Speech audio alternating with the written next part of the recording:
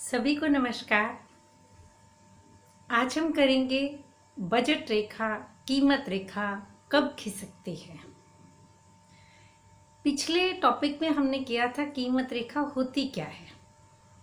आपको याद होगा, कीमत रेखा, बजट रेखा वह रेखा है जो दो वस्तुओं के ऐसे संयोगों को प्रकट करती है जिन्हें कोई उपभोक्ता अपनी दी गई आय से खरीद सकता है। ठीक है, वो संयोग जिस पर उसके पूरे पैसे खर्च होते हैं और वो खरीदने में सक्षम होता है, उस रेखा को हम कीमत रेखा कहते हैं। आपको याद होगा, हमने लिया था, आपके पास मान लीजिए 100 रुपये हैं। एक्स वस्तु की कीमत, ए वस्तु की कीमत हमने 20 रुपया मानी थी और बी वस्तु की कीमत हमने 10 रुपया मानी थी।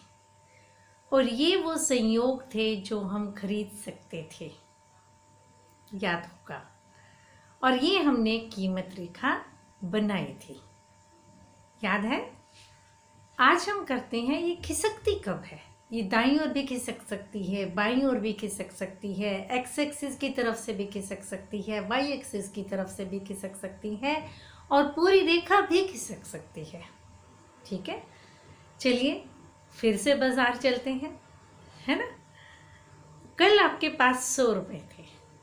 आज मान लेते हैं आपको ज़्यादा खर्ची मिली है, आपको 200 रुपये मिल गए और बाज़ार में पहुँचे तो ए वस्तु की कीमत 20 रुपये ही थी, बी वस्तु की कीमत 10 रुपये ही थी।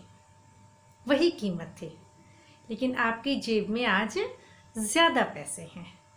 तो आप बताइए, क्या आप कल वाले संयोग खरीद पाएंगे या उससे ज़्यादा वाले संयोग खरीद पाएंगे?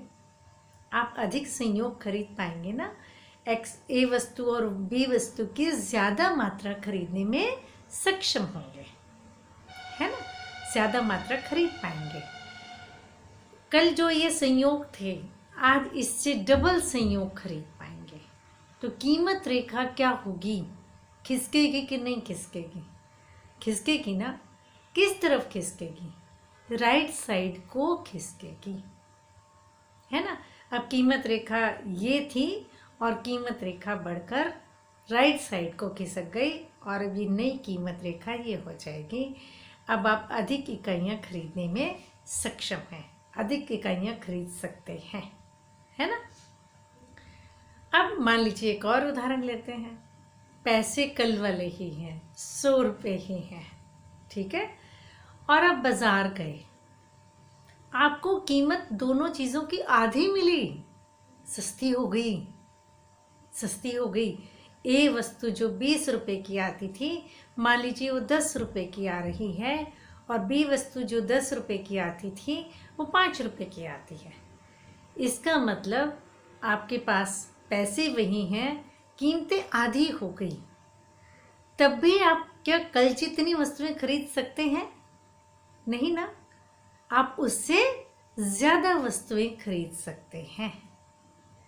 इसका मतलब जब भी आपकी आय बढ़ती है या वस्तुओं की कीमतें गिरती हैं, तो आप पहले से अधिक वस्तुएं और सेवाएं खरीदने में सक्षम होते हैं। आप ज़्यादा वस्तुएं और सेवाएं खरीद पाते हैं, है ना। जब खरीदने में ज़्यादा वस्तुएं खरीद सकते हैं तो कीमत रेखा किधर की ओर जाएगी? राइट साइड की तरफ खिसकेगी, है ना। अब पेपर में प्रश्न आ जाए, कीमत रेखा अपने दाईं ओर कब खिसकती है? नंबर 1 आय के बढ़ने पर, नंबर 2 कीमत के गिरने पर। आप दोनों उदाहरण बना सकते हैं, दोनों टेबल बना सकते हैं, दोनों चित्र बना सकते हैं। डिपेंड करता है कितने नंबर का प्रश्न आया है। 1 नंबर का आया तो सिर्फ हेडिंग डाल दीजिए, 4 का आया है तो तालिका और चित्र बना दीजिए, 6 का आया है तो भी उसे एक्सप्लेन कर दीजिए। अब ये जैसे दाईं ओर खिसकी है, क्या ये बाईं ओर भी खिसकेगी? हाँ, अगर आपके पास पैसे कम हो जाएं, कल 100 रुपया था, अगर आपके पास 50 रुपये हो, मम्मी पापा ने आज आपको 50 रुपये दिए हों और कीमत वही है 20 रुपया 10 रुपया, तो आप कल जितनी वस्तुएं खरीद पाएंगे? नहीं ना, उससे कम वस्तुएं खरीद पाएंगे। आधी, कम का मतलब आधी वस्तुएं, क्योंकि आपकी आय जो है वो आधी हो गई है ना। तो जब भी आपकी आय गिरेगी तो ये कीमत रेखा किधर की तरफ शिफ्ट हो गई, देखो लेफ्ट साइड को शिफ्ट हो गई है ना। पहले कीमत रेखा ये थी, अब कीमत रेखा अपने बाईं ओर खिसक कर ये हो गई। अब इसी तरह से मान लीजिए कीमत बढ़ी हुई मिलती है आपको, पैसे उतने ही हैं, कीमत बढ़ जाती, ए वस्तु जो है वो 20 की जगह 40 रुपए की आती है और बी वस्तु जो है 10 रुपए की बजाय 20 रुपए की आती है, तो कीमत बढ़ गई तो भी क्या होगा, बाईं ओर खिसकेगी कीमत रेखा, है ना। पहले ज़्यादा वस्तुएं खरीदने में सक्षम थे, अब आप कम वस्तुएं खरीदने में सक्षम हैं। इसका मतलब जब भी आपकी आय गिरती है या वस्तुओं की कीमतें बढ़ती हैं तो बजट रेखा बाईं ओर खिसकती है। क्लियर। अब बाजार जाते हैं, सिर्फ एक वस्तु की कीमत बढ़ जाए या गिर जाए तो क्या होगा। आप बाजार गए, 100 रुपए का नोट है कल वाला ही, और आप जाते हैं तो आपको बी वस्तु, मान लीजिए छोटा सा एग्जाम्पल, पहले हम बी वस्तु ले लेते हैं।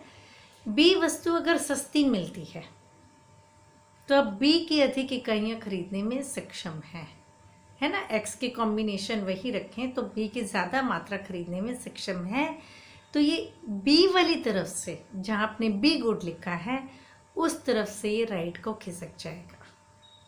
और बी वस्तु महंगी हो गई तो ये बी वाली तरफ से लेफ्ट को खिसकेगा।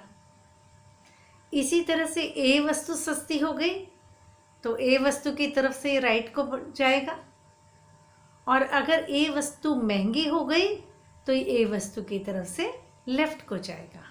यानी जिस वस्तु की कीमत बढ़ गई उस तरफ से ये लेफ्ट को जाएगा, है ना, क्योंकि महंगी हो गई तो कम खरीद पाएंगे, और जो भी वस्तु महंगी सस्ती हो जाएगी तो उसकी तरफ से राइट को खिसक जाएगा, क्योंकि अब ज़्यादा वस्तुएं खरीदने में सक्षम है।